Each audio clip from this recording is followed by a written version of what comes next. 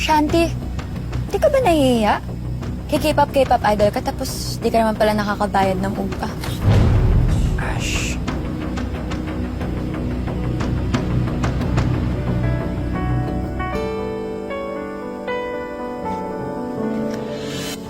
Ma.